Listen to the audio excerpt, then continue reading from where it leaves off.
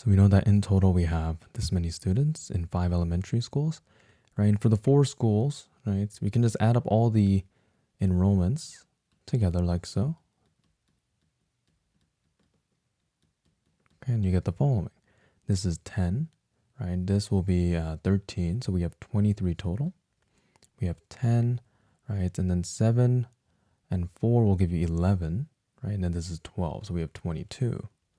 Here we have 5, 6, 7, 8, 9, so we have 923. So this is for the 4 schools. So for the 5th school, we just have to have the total and subtract 923. So 7 minus 3 gives you 4, 6 minus 2 gives you 4. Right, we're going to need some help here.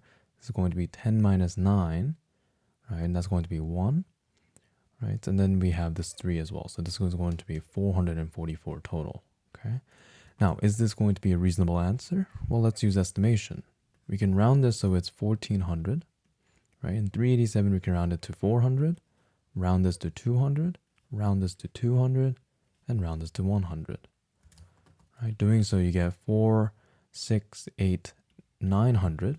So 1400 minus 900 is just 14 minus 9. So you end up getting 500 students, right?